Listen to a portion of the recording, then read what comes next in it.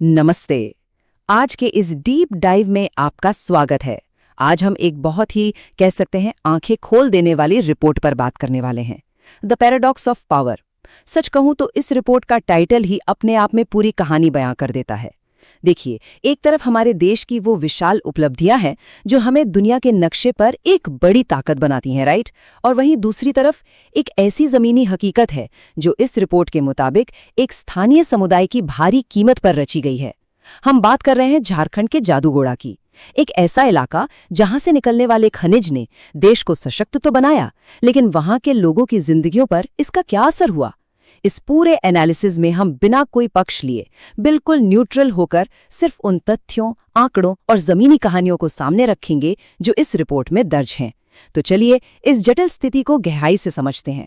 जरा स्क्रीन पर दिख रहे इस नंबर 9 के बारे में सोचिए।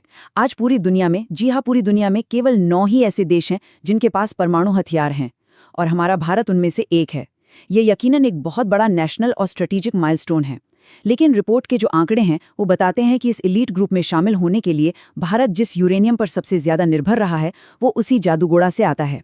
मतलब देश के न्यूक्लियर पावर बनने की शुरुआत ही यहीं से हुई। लेकिन ये जो नंबर 9 का गौरव है ना, ये जादूगोड़ा के निवासियों के लिए एक बिल्कुल अलग ही हकीकत लेकर आया है। तो चलिए सीधे असल मुद्दे पर आते हैं। रिपोर्ट से लिया गया ये कोट जरा ध्यान से सुनिए। हर तीसरे घर में एक विकलांग व्यक्ति है। ये कोई मामूली आंकड़ा नहीं है, ये एक बहुत ही परेशान करने वाली जमीनी हकीकत है जिसे जादूगोड़ा के आदिवासियों ने खुद साझा किया है।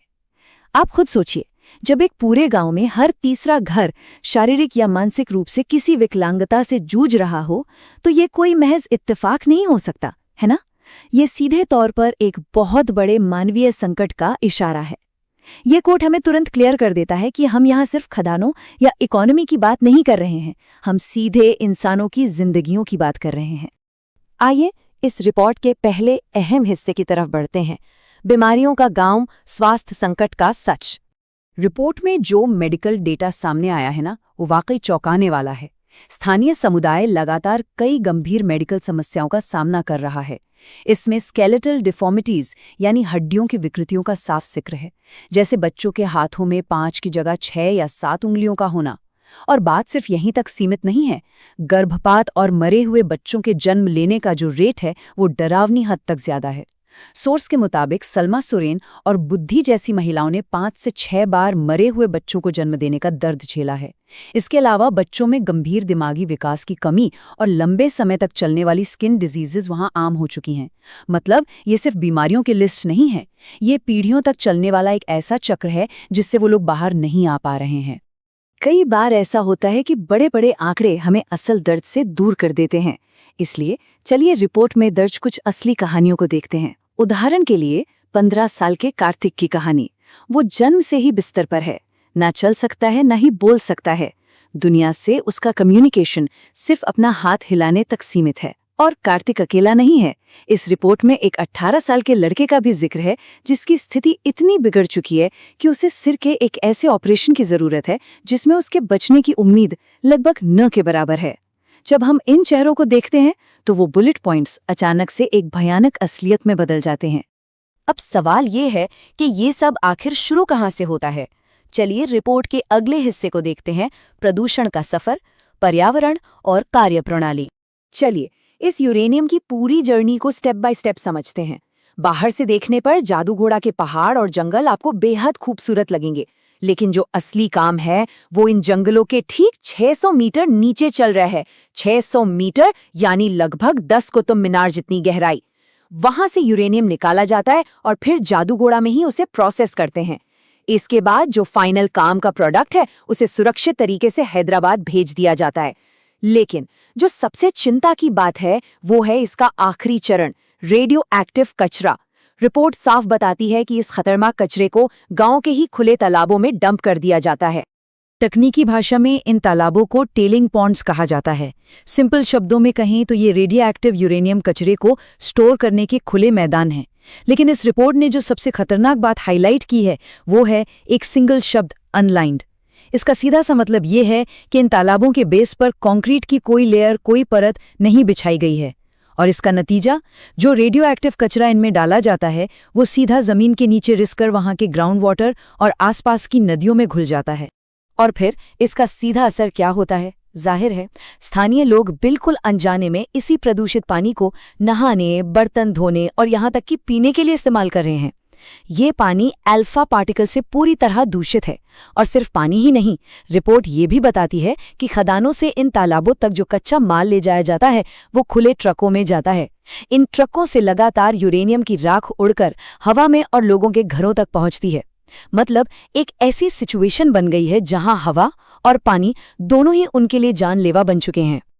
चलिए अब एक कदम और आगे बढ़ते हैं और उन लोगों की बात करते हैं जो बिल्कुल फ्रंट लाइन पर हैं। सुरक्षा के बिना काम, फ्रंट लाइन का जोखिम। इस नंबर को देखिए, 1200 टन। मजदूरों का खुद का बयान है कि वो हर 24 घंटे में 1200 टन यूरेनियम मटेरियल यहां से वहां शिफ्ट करते हैं। ये एक बहुत बड़ा अमाउंट है।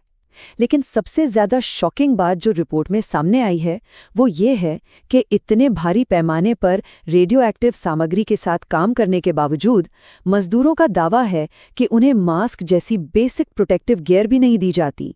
जरा सोचिए, एक ऐसी जगह जहां बस सांस लेने भर से अल्फा पार्टिकल्स शरीर में जा सकते हैं, वहां मजदूर बिना किसी सेफ्टी के हजारों टन कच्चा माल ढो रहे हैं। अब रेडिएशन के खतरे को नापने के लिए एक डिवाइस होती है जिसे डोसीमीटर कहते हैं। इसे पहना जाता है और ये मापता है कि एक व्यक्ति कितने रेडिएशन के कांटेक्ट में आया है। रिपोर्ट बताती है कि मजदूरों को ये डिवाइस दी तो जाती है, लेकिन यहाँ एक बहुत बड़ा कैच है। मजदूरों का आरोप है कि माइनिंग कंपनी इस डोसीमीटर की जो भी रीडिंग आती है उसे उनसे बिल्कुल सीक्रेट रखती है। मतलब मजदूर खुद ये नहीं जानते कि उनके शरीर में कितना रेडिएशन जा चुका है। और इसी वजह से जानकारी के इस अभाव ने मजदूरों के अंदर एक गहरा डर पैदा कर दिया है। रिपोर्ट में उनका ये बयान बहुत कुछ कह जाता है। वे हमारे साथ गिनी पिग्स यानी लैब के जानवरों जैसा बर्ताव करते हैं।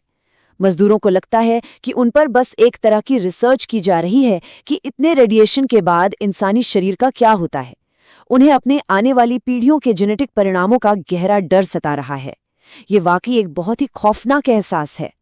यहाँ से हम इस रिपोर्ट के सबसे कॉम्प्लेक्स हिस्से पर आते हैं, विकास की असली कीमत। दो अलग दृष्टिकोण। देखिए, यहाँ दो बिल्कुल अलग अलग नैरेटिव्स हमारे सामने हैं। एक तरफ साइड ए है जो सरकार और माइनिंग कंपनी का ऑफिशियल स्टैंड है। उनका कहना है कि जादूगोड़ा में जो भी बीमारियां हैं वो कुपोषण यानी मैलन्यूट्रिशन और खराब साफ सफाई की वजह से हैं। माइनिंग से इसका कोई लेना देना नहीं है। वहीं दूसरी तरफ साइड बी जो स्थानीय लोगों की हकीकत है। उनका साफ कहना है कि उनकी बीमारियों की असली जड़ वो रेडियो एक्टिव टेलिंग पॉन्ड्स और सेफ्टी गियर की कमी है। दिलचस्प बात यह है कि रिपोर्ट में यह भी दर्ज है कि माइनिंग एरिया से 10 किलोमीटर दूर रहने वाले लोगों का स्वास्थ्य बिल्कुल ठीक है। तो ये दोनों पक्षों के बीच एक बहुत ही स्पष्ट और बड़ा टकराव है। तो फिर इन सब के बीच सोल्यूशन क्या है? प्रभावित आदिवासी समुदाय ने सिर्फ अपनी तकलीफें ही नहीं बताई हैं, बल्कि कुछ बहुत ही क्लियर और लॉजिकल सॉल्यूशंस भी मांगे हैं। उनकी पहली मांग है कि एक पूरी तरह से इंडिपेंडेंट हेल्थ सर्वे कराया जाए। दूसरा, जो कचरा प्रबंधन है उसे सुधारा जाए। तालाबों में कंक्रीट की लाइनिंग हो ताकि पानी प्रदूषित ना हो। तीसरा, जो लोग इस त्रासदी का शिकार हुए हैं उन्हें फेयर फाइनेंशियल कंपेंसेशन यानी मुआवजा मिले। और सबसे अहम, विकास के नाम पर जो इंसानी कीमत चुकाई जा रही है उस पर सवाल उठाने के उनके अधिकार की रक्षा की जाए। इस पूरे एनालिसिस को खत्म करने से पहले एक बहुत ही गहरा सवाल जो ये रिपोर्ट हमारे सामने छोड़ जाती है, क्या हम इससे सच्चा विकास कह सकते हैं जब इसकी कीमत वही समुदाय चुका रहा हो जो उस विकास को ऊर्जा दे रहा है? इसका कोई आसान जवाब नहीं है, है ना? एक तरफ हमारे पास परमाणु शक्ति संपन्न देश होने का गौरव है और दूसरी तरफ वो जमीनी सच्चाइयां हैं जो इस गौरव का बोझ उठा रही हैं। इस रिपोर्ट के तथ्यों ने हमें जो कुछ भी दिखाया है वो हमें विकास के सही मायनों पर दोबारा सोचने पर मजबूर करता है। खैर, आज के इस एनालिसिस में बस इतना ही। इन तथ्यों पर जरूर विचार कीजिएगा। हमारे साथ जुड़ने के लिए बहुत बहुत शुक्रिया।